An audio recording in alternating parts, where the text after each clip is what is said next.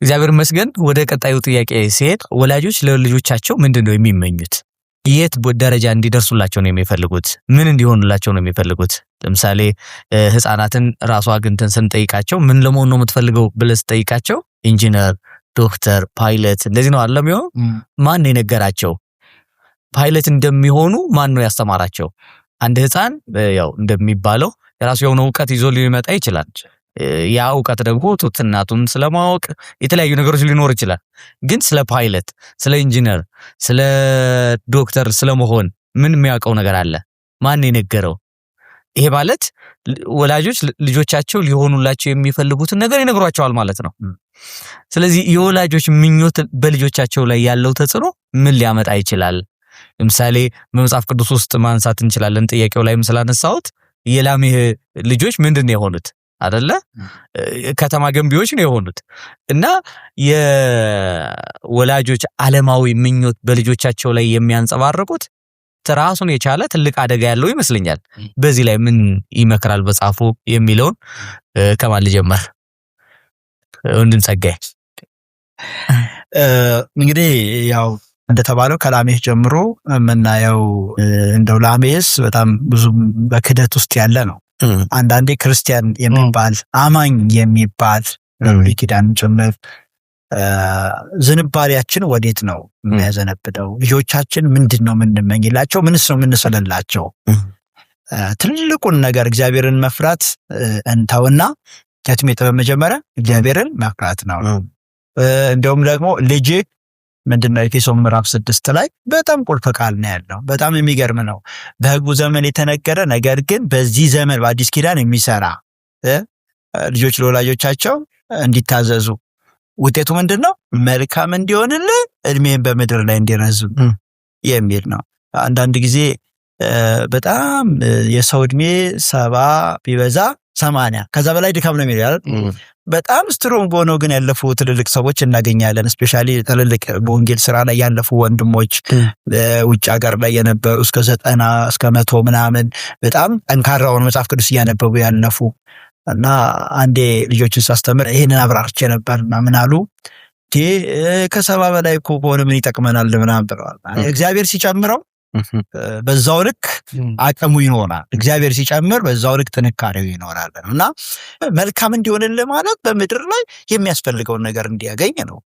ከዛ እድሜ እንዲረዝም ደግሞ በሚገባ በጊዜው እንዲጠቀምበትና በጊዜውም ደግሞ እግዚአብሔርን እንዲያከብርበት ነውና ድንቅ የሆነ እግዚአብሔር መርህ አስቀምጧልና ከዚህ ውጭ ምን ልንመኝላቸው እንችላለን? እና እኔና ላሜህ ቤተሰብ ስትመለከት እግዚአብሔር የማይጠራበት ቤተሰብ ነው። እንዳለ ሐሳቡ ወቅዱ ምድር ነው አይደለም? ስለ ከብቶች ነው።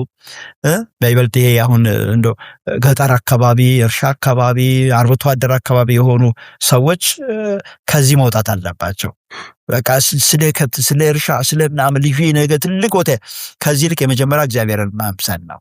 ኢንዱስትሪ አካባቢ ያሉበት ቦታ ደግሞ በቃ ስለ ኢንዱስትሪ ነው፣ ስለ ብልጽግና ነው፣ ስለ ምንድን ነው፣ ስለ እንደዚህ የመጀመሪያው ግን ልጅ እግዚአብሔርን መምሰል ማስተማር ነው። አንዳንዴ ደግሞ ያው ሙዚቃ መሳሪያ ነው እንትና ደግሞ አይደለ? እሱ ደግሞ የበለጠ በዚህ ዓለም ደስታ ራስን ማለትና ካለው ቴክኖሎጂ ጋራ እየዘመኑ የመሄድ ነገር ነው። ከሱ ውጭ ግን የበለጠ ልጆች እግዚአብሔርን እንዲፈሩ ለማድረግ መሞከር ግን ልጆቻችንን እናገኛቸዋለን። የፈለገው ነገር ምንም አይቀርባቸው። ልጅ የራሱ የሆነ እኮ ህይወት አለ፣ የራሱ የሆነ ባህሪ አለ። እግዚአብሔርን እየፈራ ሲሄድ ለአሁኑ ለዚህ ዓለም እንኳን የሚጠቅም ነገር ልጅ ማግኘት ይችላል። የሚጠቅም ማለት ምንድነው? ቅድም አይተናል። እንዲከናወንልህ ከዛ እድሜ እንዲረዝም ነው። እንደው እዚህ ላይ አንድ ነገር አንስቼ ሮኒ ይጨምርበታል። ዘኍልቍ ምዕራፍ 32 ላይ አንድ ታሪክ አለ። ዘኍልቍ 32 ላይ የእስራኤል ነገድ ከነዓን ሊገቡ 12ቱም ነገድ ከቀረቡ በኋላ የገለዓድን ምድር እግዚአብሔር ሰጣቸው። አሞራውያን ነገሥታት አሸንፈው ከዛ በኋላ 2 ነገድ ተኩል ምን አደረጉ? እኛ አንሻገርም፣ አታሻግረን፣ ይህንን ስጠን የገለዓድን ምድር አሉ። ጥያቄያቸው ምን ነበረ? 2 ነገር ነው። ለኛ አላሉም። ያው ትንሽ አንዳንድ ጊዜ ወላጆች እኔ ለኔ አላልኩም እኔ ተጎድቼ ምናን ይላል። ለአንተ ካላልክም ሐሳብ ክፉ ከሆነ ግን ክፉ ነው። ለነሱ አላሉ። ለልጆቻችን ከተማ፣ ለከብቶቻችን ግጦሽ እንድናገኝ ነው። ቃሉን ቃል በቃል ላንብበው። ምንድነው የሚለው? ዘኍልቍ 32:16 ላይ በዚያ ለእንስሶቻችን በረቶች ለልጆቻችንም ደግሞ ከተሞች እንሰራለን እባክህም ብለው ነው የለመኑት። ግን ሆነላቸው።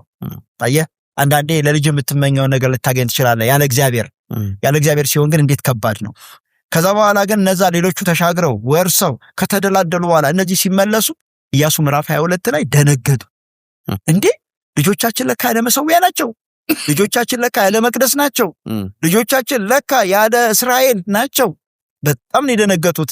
በኋላ የሚመስል መሠዊያ ሰሩ። በቃ በዮርዳኖስ ድንበር ላይ ልጆቻችንም እስራኤላዊ አይደላችሁም ብላችሁ እንዳትገፉብን ብለው የሚመስል መሠዊያ ሰሩ። ያ መሠዊያ ደግሞ ትልቅ ቀውስ እንዳመጣ እንመለከታለን። እና እኔ እዚህ ጋር ምንድነው ምኞታቸው ስንል ለልጆቻችን አንዳንዴ የሚባል ነገር አይደለም፣ በልጅ አመካኝቶ የሚባል ነገር አለ።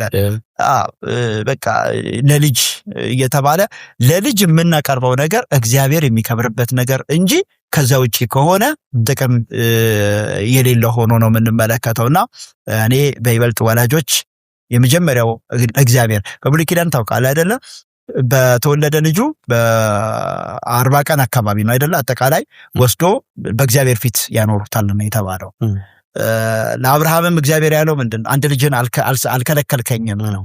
የመጀመሪያ እኔ ልጅ ስወልድ ለማን ነው? በቃ እግዚአብሔር ይከብርበት ዘንድ የእግዚአብሔርን መርህ ጠብቆ ያድግ ዘንድ ካልኩ ልጅን አተርፈዋለሁ። ምክንያቱም ያከማቸውን ከጌታ ጋር ነው። ያለሱ ካከማቸው ግን እበትናለሁ። እስኪ ሮዲ በዚህ ላይ የምትጨምርበት? አንተ ልጆች አሉ አይደለ? የሁለት ልጆች አባት ነህ።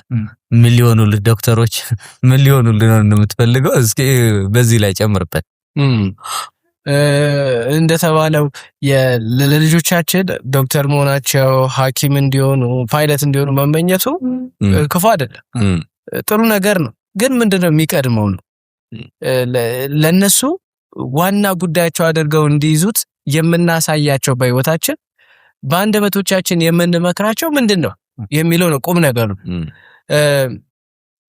አሁን ብዙ ወላጆች ከቤተ ክርስቲያን ይልቅ የሚያስተምሩበት ትምህርት ቤት የሚያስጨንቃቸው፣ መጽሐፍ ቅዱስ ከሚያነቡት ይልቅ የሚያነቡት የትምህርት መጽሐፍ ግድ የሚላቸው ሆኖ እናያለን። ጥሩ ነው፣ እኔ ትምህርቱን እንትን ይበሉ። ግን በጣም እየተሸወዱ ያሉት ነገር እነዚህ ወላጆች ለምድራዊ ህይወት ቅድሚያ እንዲሰጡ እነዚህ ልጆች በማድረግ የዘላለምን ህይወት ጉዳይ ሁለተኛ ነገር አድርገው እንዲያዩት እያደረጉ ነው። ልጆቹ በኋላ ላይ ጥሩ ፓይለት ይሆናል። ጥሩ ፓይለት ሆኖ ጥሩ የጌታ ሰው፣ እግዚአብሔር ሰው፣ ጥሩ ክርስቲያን ካልሆነ ምናልባትም ላይድኑል ይችላል። ካለ ምን ይጠቅማል? ሰው ዓለምን ሁሉ አትርፋ፣ በቃ አገኝሽ፣ ሁሉንም አተረፈ። ዝነኛ፣ ታዋቂ፣ ሀብታም፣ የተከበረ ተባለ። እሺ ከዛስ? ሁሉም አልፏል እኮ፣ ከፀሐይ በታች ብሏል እኮ። ሁሉም ሀብት የነበረው ሰው፣ ሁሉም ጥበብ የነበረው ሰው፣ ሁሉንም ነገር እኛ ለምንለፋባቸው ነገሮች ያገኘው ሰው ሁሉ ከንቱ የከንቱ ነው ብሎናል። በቃ አበቃ። ታዲያ ከፀሐይ በታች ባለው ነገር ላይ ዋነኛ አጀንዳቸው ስናስደርጋቸው ከፀሐይ በላይ ያለውን ዋና ነገር እንረሳዋለን። በዚህም ምናልባት ብዙ ወላጆች አላቅ በሰማይ ባለው በክርስቶስ የፍርድ ዙፋን ፊት ስንቀር አንደኛ የምንወቀስበት ትልቅ ይሄ ሊሆን ይችላል። ወላጆች ለልጆቻችን ምንድነው ቃሉን እንዳይማሩ፣ ቤተክርስቲያን እንዳይሄዱ፣ አጥኒ፣ ዛሬ ቅሪ፣ እንደዚህ እያልን ሁለተኛ ነገር የምናደርግባቸው ገጥሞኝ ያውቃሉ። እንደዚህ አይነት ወላጆች። እነዚህ ወላጆች ከሎጥ አልተማሩም።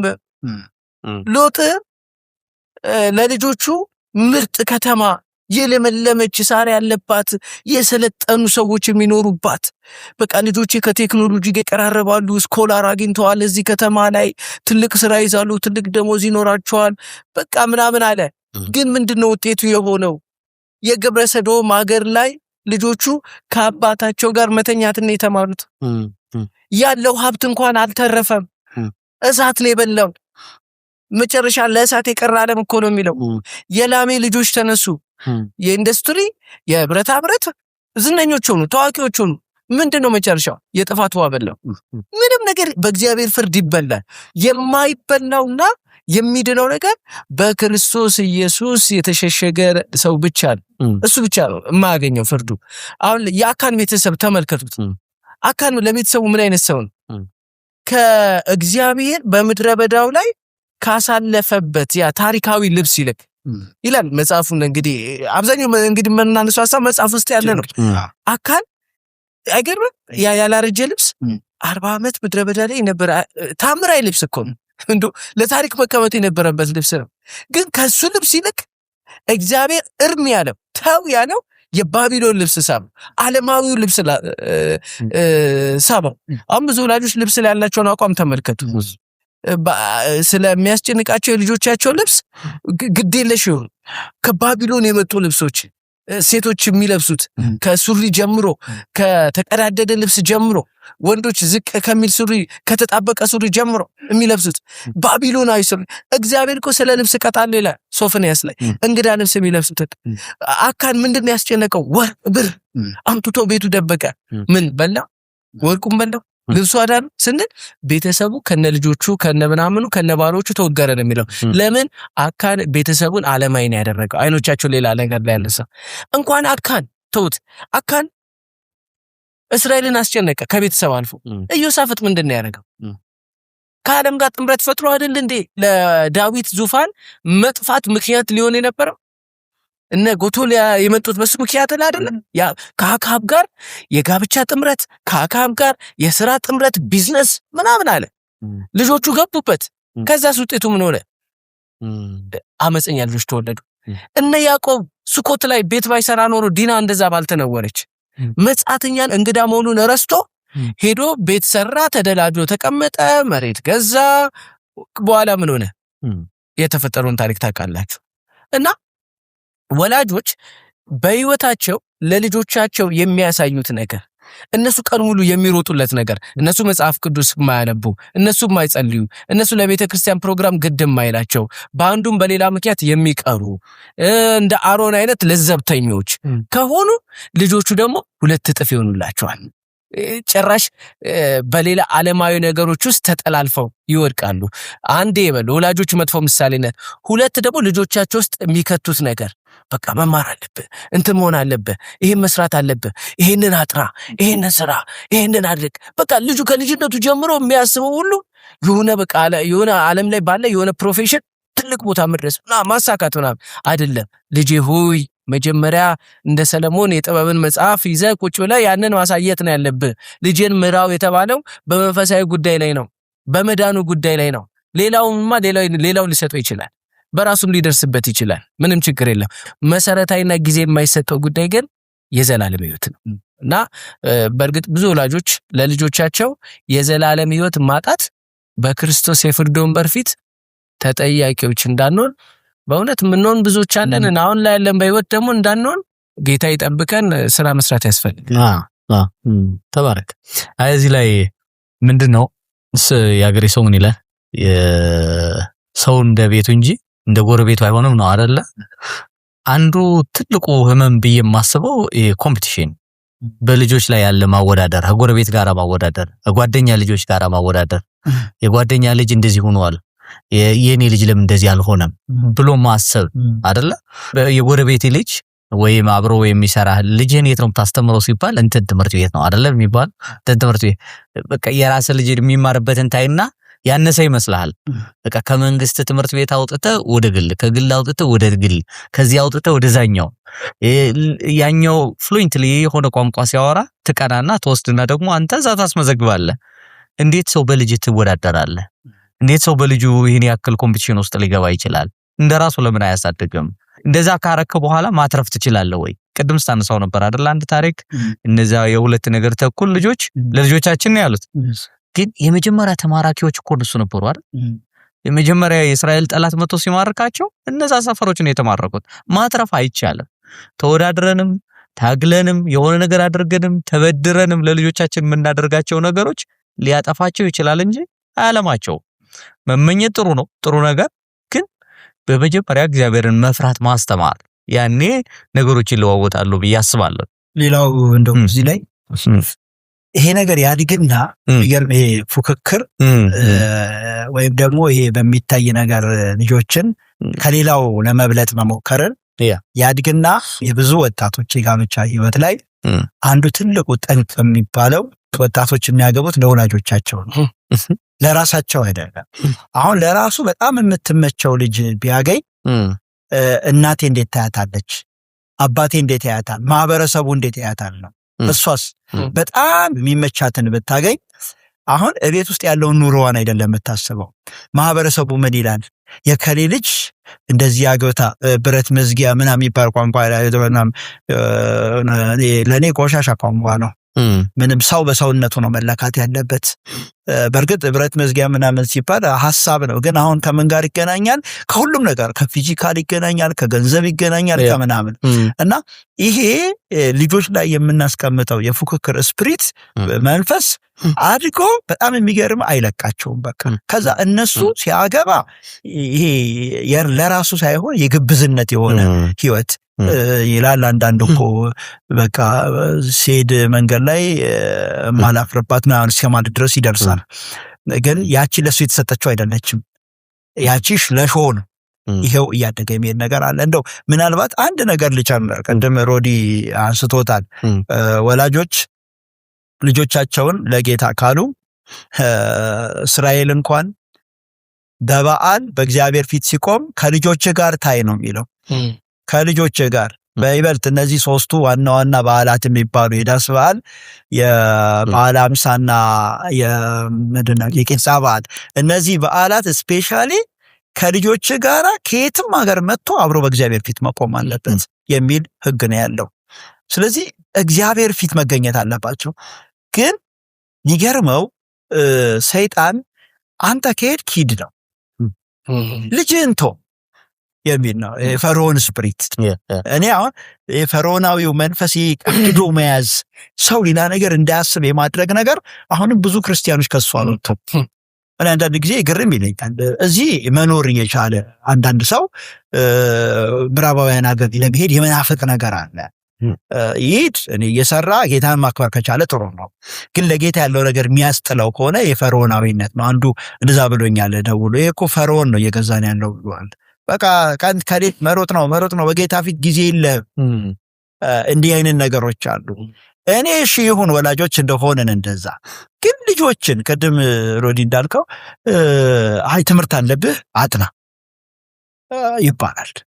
አይ ኤግዛም ስላለ ዛሬ መውጣት አይቻልም። ለማን ነው የምታው? ፈርዖን እኮ በቃ እናንተ ሂዱ ፈልጋችኋል፣ ግን ልጆቻችሁን ተው። አይ ልጆችን ለማን ነው ትተህ የምትሄደው? ለፈርዖን ነው።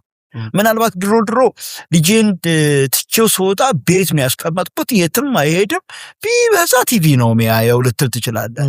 ዛሬ ግን ዓለም አዳርሶ ይመጣልሃል በስልኩ። ዓለም አዳርሶ ምናልባትም ላያጠና ይችላል። ያን ሰዓት ፈርዖን ጥሩ አድርጎ ስለነ አሞንራ ስለነ ካሞሽ እያለማመደው የሚቆይበት ጊዜ ነው የሚሆነው። እና የሚበልጠውን እናስብ፣ ልጅህን ወደዚህ አምጣው ነው። አላመጣም ካልክ ግን ምንድነው የሚሆነው? ያ ሰውዬ ያው እንደለመደው በጨረቃ ይነሳበታል፣ እሳት ውስጥ ይጨምረዋል፣ አረፋ ያስደፍቀዋል ምናምን። ብዙ ወላጆች በጣም የተጠነቀቁ መስሏቸዋል ለልጆቻቸው። ኤክስትሪም በጣም ብዙ መጽሐፍ አንብበው ብዙ ብለው ብዙ ሳይካትሪስትን አማክረው ብዙ ነገር አድርገዋል። ውጤት ግን የለው። ውጤቱ የሚመጣው ምንድነው? ጉዳዩ በመጀመሪያ በጌታ ፊት ማኖር፣ ከጌታ ጋር አብሮ እንደ ቤተሰብ ከጌታ ጋር አብሮ መቅረብ። እግዚአብሔርን መምሰል ማለማመድ ሲያድግ አይደለም። ገና ከ2 ዓመቱ ጀምሮ ልጁ እየቀረጸ ነው የሚሄደው እያንዳንዷን ድርጊት።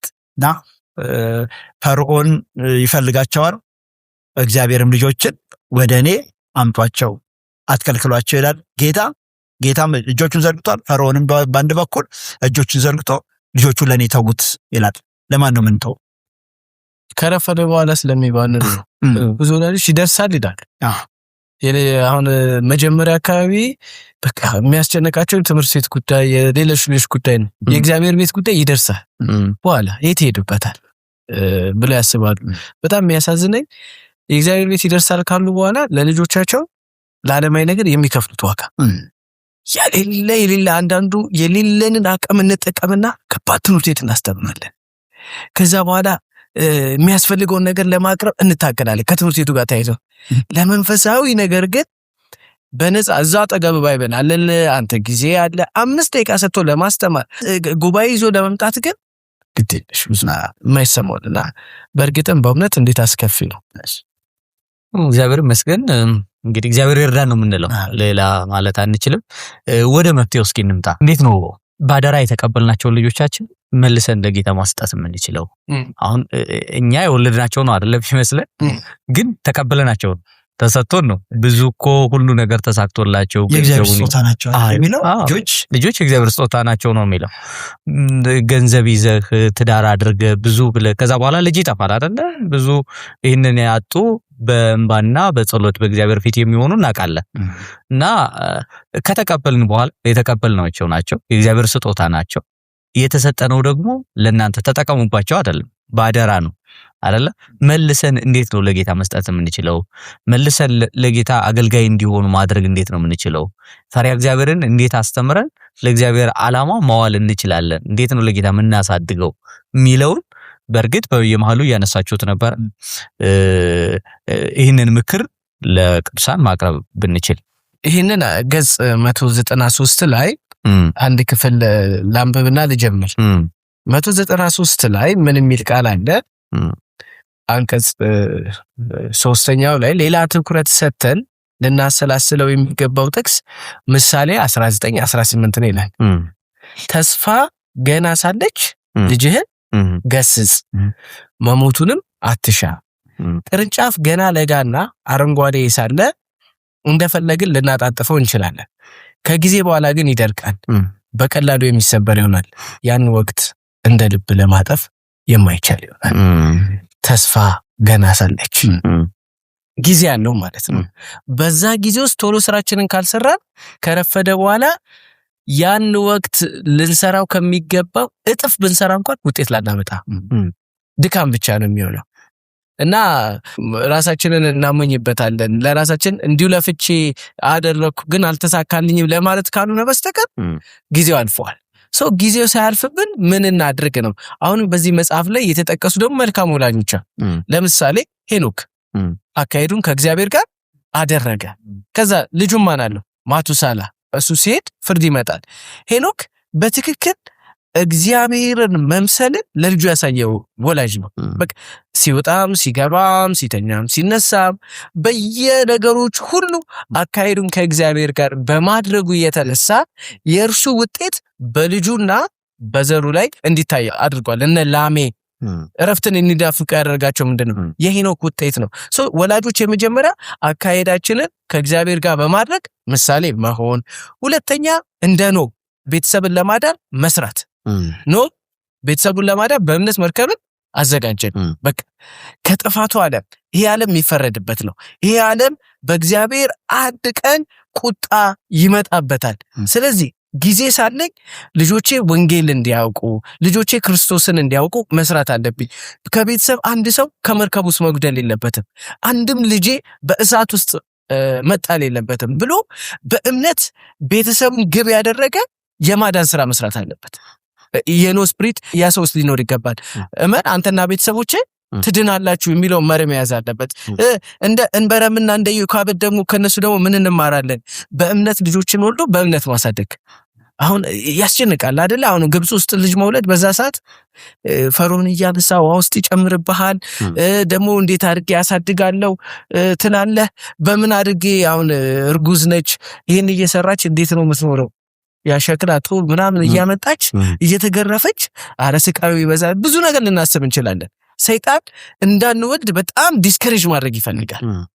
ግን እንደዚህ ባለው ሁኔታ ውስጥ ፈርዖናዊ አስጨናቂ በሆነ በኢኮኖሚ ያስጨንቃል፣ በስራ ያስጨንቃል፣ በጤና ያስጨንቃል፣ በሴፍቲ ደህንነት ጉዳይ ያስጨንቃል፣ በብዙ ነገር ያስጨንቃል። እንደዚህ አይነት ውጥረት ሲኖር ልጆቻችንን በእምነት የመውለድ ደግሞ ፈርዖንን በእምነት አልፈሩም ነው የተባለው አይደለ? ሳይፈሩ እግዚአብሔር ላይ ታምነው ማሳደግ ትልቅ እምነት ይጠይቃል። ከካሌብ ከሰለጳድ የምንማረው ለርስት ክብር መስጠት። አሁን ካሌብ ለርስት ክብር ያለው ሰው ነው። እንደዛ 12ቱ ሰላዮች መካከል 10 ያሉትን እናውቃለን። እሱ ሲሪየስ ሆኖ በቃ ኬብሮንን ለመውረስ ልቡ ላይ የጨከነ የወሰነ ከባዱን ቦታ ለማግኘት የእግዚአብሔር የሰጠውን ያከበረ እንችላለን እንውረስ እንውጣ ያለ ሰው ነው። ታዲያ አክሳን የመሰለ ልጅ ለማትኖር ይገርምና ክብር አለ። የሰለጳት ሴቶች ልጆች ምንድነው ያሉት? አባታቸው የከተተባቸው ነገር ነው። በቃ ለርስት ያላቸው ክብር በቀጥታ ሙሴን መጣው እስኪጋፈጡ በቃ ርስት ይሰጣል ምናምን ብሎ ሲጠይቁና ያለ ለርስት ክብር መስጠት ካህና በልጆቻችን ጉዳይ መጸለይ ሳይወለድ ትጸልያለች። ሐና መጸለይ ብቻ አይደለም ልጅን የፈለገችበት ዓላማ ደግሞ ለግሏ ራሷ አይደለም ላንተ ሰጠዋል አይደል ያለችው ለእግዚአብሔር ቤት ጾታ ሁሉ ለይታ ነው የጸለየችው። ወንድ ቢሆን ብላ ክፍተት ስላየች አሁን እኛ ጾታ አስጨነቀን ወንድም ይሁን ሴት ግን ከእግዚአብሔር ቤት አኳያ ሲሆን ጌታው የሚያገለግል መድረክ ላይ የሚሰብክ ልጅ እኔ ፓይለት ከሚልክ መድረክ ላይ የሚያገለግል ሚልወላች እንዴት ያለ የተባረከው ላይ የሚጠቅመውን ዘላለማዊ አጀንዳ ይሄ ነው። ሌላው ሁለተኛ ነገር ነው። እንደ ሐና የሚጸልዩ መሆን አለባቸው። እንደነ ኢታይ ቤርዜሊ እዚህ ላይ የተጠቀሱት በዳዊት ፍቅር ይወደቁ ዳዊት ሲሰደድ ኢታይ አሁን ከጌት ድረስ መጥቶ ከዳዊት ጋር በዛ ምሽት ሲንከራተት ልጆቹን ይዞ ይላል እና መጽሐፉ ላይ እንደ ታሪክ አድርጎ አንድ ነገር ያነሳል። አባዬ በዚህ ምሽት የት ነው የምንሄደው ከጌት ድረስ አምጥተን ምናምን ሲሉት ልጆቼ ዳዊት እኮ ተሰደዋል ምናምን እያለ ይነግራቸዋል ይላል። ከዳዊት ጋር ልጆቹን ለምን ለዳዊት ያለውን ፍቅር ነው ልጆቹ እያዩ የሚያሉት። ልጆቻችን በትክክል ለክርስቶስ ያለንን ፍቅር በህይወታችን ካሳየናቸው ምንም አይሆኑም። የሰሎም ልጆች አጥር የሰሩ በነህምያ መጽሐፍ ምዕራፍ 3 ላይ ምንድነው ስራ ውስጥ ማሳተፍ የባለስልጣን ልጆች ናቸው ብለው አልተባለም ስራ ውስጥ ገቡ። እነዚህን ሁሉ ስንጠቀልላቸው ወላጆች በእምነትም ይሁን በአካሄድ ይሁን በጸሎት ይሁን ለርስት ክብር በመስጠት ይሁን በመሳሰሉት ለልጆቻቸው ተግባራዊ የመጀመሪያ ፍለፊት ያለ ምሳሌ ካልሆኑ አደጋ ነው። ከሆኑ ግን ልጆቻችሁን ያደላቸዋል። ገና በህጉ መጽሐፍ ጅማሬ ላይ በይበልጥ ምንድን ነው እንዴት ነው ማሳደግ ጥሩ ለመሆን የሚለው ያው ሮዲያውን ብዙዎቹን ዳሷቸዋል። ግን ከህግ አንጻር የተቀመጠ ምንድነው የሚለው ኤፌሶን 6:4 ላይ እናንተ አባቶች ሆይ ልጆቻችሁን በጌታ ምክርና ተግሳጽ አሳድጓቸው እንጂ አታስቆጧቸው የሚላል። አሁን ምን አለ የጌታ ምክርና ተግሳጽ በጌታ ምክርና ተግሳጽ የሚላል። ቅድም እንዳነሳሁት እንትን ላይ የህጉ መጽሐፍ ላይ እግዚአብሔር እስራኤልን ሲያነሳ ያረሳው ነገር ቀጥሎ ያለው ትውልድ ሁሌም እግዚአብሔር ትኩረት ይሰጣል። ሁሌም ቀጥሎ የሚነሳው ትውልድ ቀጥሎ ወራሹ ይሄን ነው። በጣም የሚገርመው እግዚአብሔር ትኩረት እንደሚሰጠው ሁሉ ሰይጣንም አይረሳም። ቀጥሎ የሚነሳው ቢያንስ ይሄ ትውልድ ካቃተኝ ቀጥሎ የሚነሳውን ትውልድ ላጥፋው ነው የሚለው።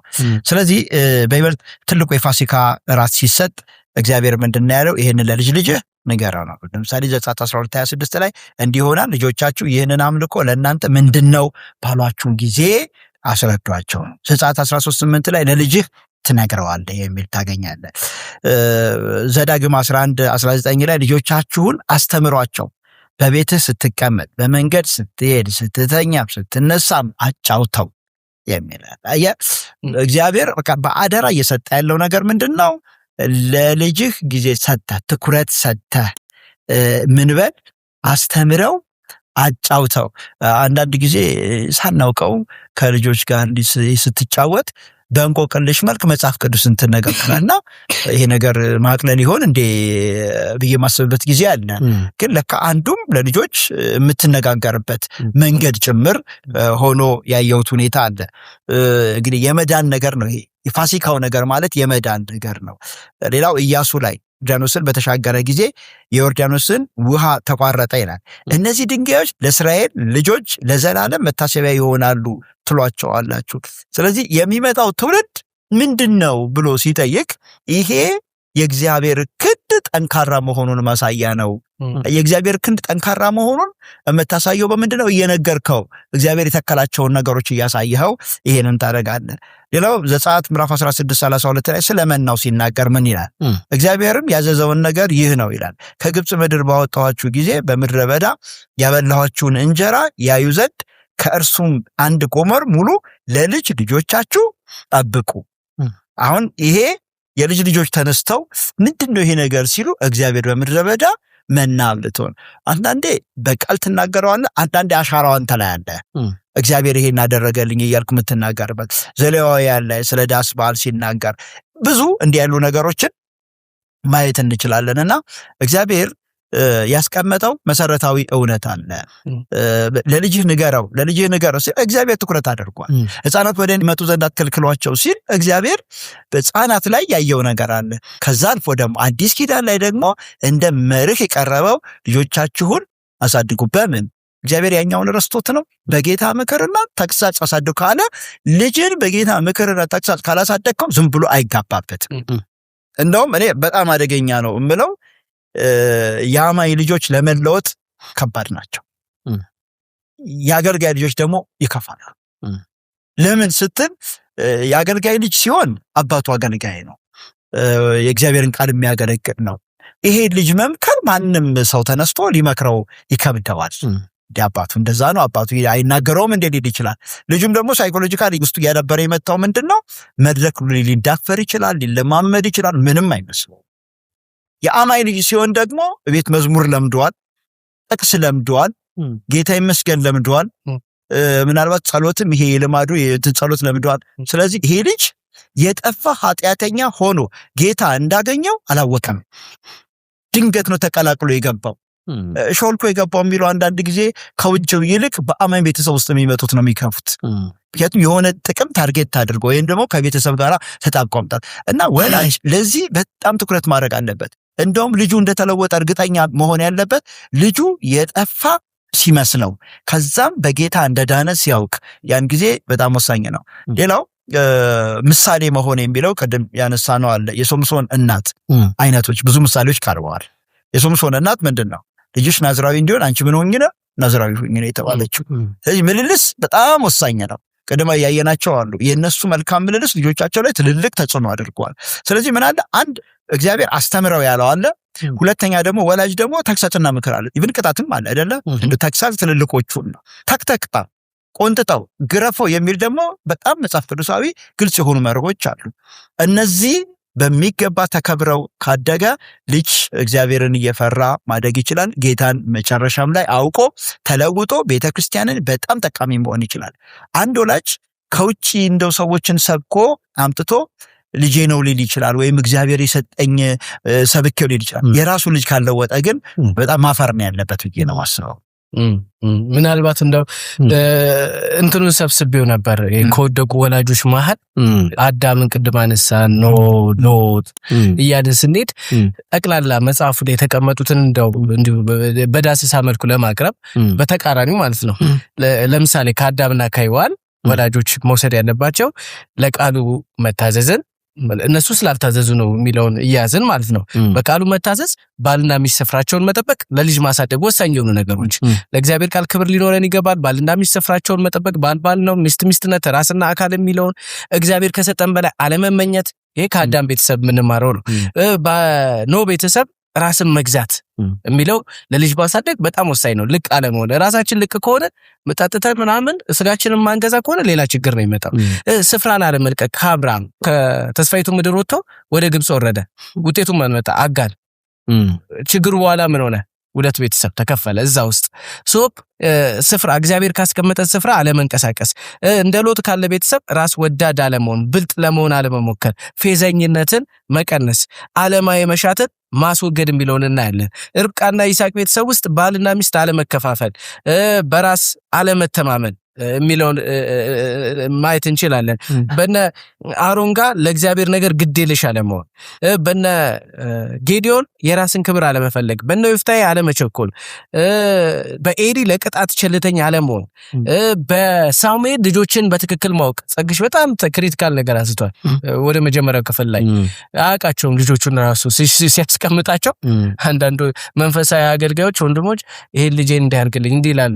የሳሙኤል ልጅ ማለት እኮ ምንም ሳያውቋቸው በትክክል ሳያሳድጓቸው ልጅን በትክክል አለማወቅ። በዳዊት ለልጅ አጉል ፍቅር የማይመስል ቸልተኛ የሆነ መጥፎ ምሳሌ።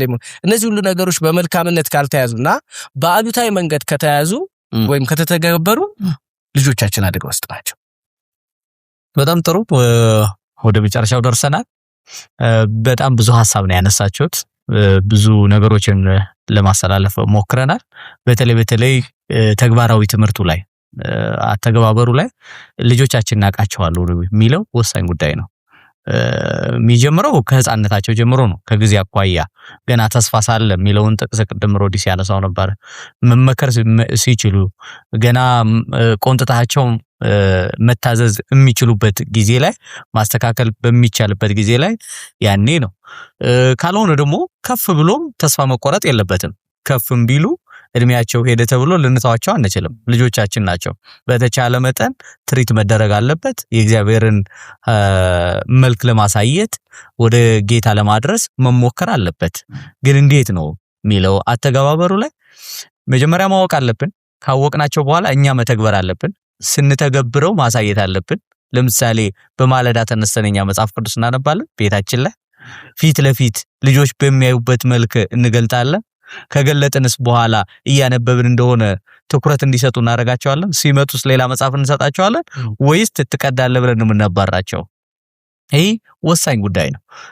እነሱ ካላዩ ለመተግበር ሲሞክሩ ካልደገፍናቸው ምንም መለወጥ አንችልም እና አተገባበሩ ላይ ወሳኝ ጉዳይ ነው። አባትና እናት ቁጭ ብለው ሲያነቡና ሲንበረከኩ ካላዩ ሊሆን አይችልም። እዚህ ይህንን ማሳየት አለብን። ወደ ጉባኤ ስንመጣ፣ ወደ ቤተክርስቲያን ስንሄድ፣ አምልኮ ስንሄድ ልጆቻችን ምንም ፈተና ሊኖርባቸው ይችላል። ችግር ሊኖር ይችላል። ጥናት ሊኖር ይችላል። አንዳንድ ጉዳዮች ሊኖር ይችላል። ግን ጥለናቸው አንሄድ። እንወሰዳቸው። አጠገባችን እግራችን ስራ አስቀምጠን እናሳያቸው። ያዩትን ያንን የመተግበር ጉዳይ የእግዚአብሔር ስራ ነው። የመስራቱ የመለወጡ ጉዳይ የእግዚአብሔር ስራ ነው የሚሆነውና የእኛን ኃላፊነት እንወጣ የሚለውን ለመጨመር ያክል ነው። ይህንን ካልን ዘንዳ በሌላ መጽሐፍ ደግሞ በተለይ ልጆችን የተመለከተ ወላጆችን የተመለከተ በሌላ ርዕስ ተመልሰን የምንመጣ ይሆናል። እስከዛው ድረስ ጸጋና ሰላም ይብዛላችሁ። ተባረኩ። ዩቲዩብ ቻናሉን ሰብስክራይብ አድርጉ። የተለያዩ ጥያቄዎች ካሏችሁ ደግሞ ጥያቄዎቻችን በስክሪን ላይ በመናስቀምጣቸው ስልኮች መደዋወል ይቻላል። መጽሐፉን ለማግኘት የምትፈልጉ ካላችሁ ደግሞ በየክልሉ በአዲስ አበባም አብነት ክሊኒክ ጎን ያለ መጽሐፍት ቤት አለ፣ እዛ ማግኘት ይቻላል። መገናኛ መተባበር ህንጻ 4ኛ ፎቅ ላይም አለ። ስለዚህ በሌላ መጽሐፍ እንገናኛለን። ጸጋና ሰላም ይብዛላችሁ። አሜን።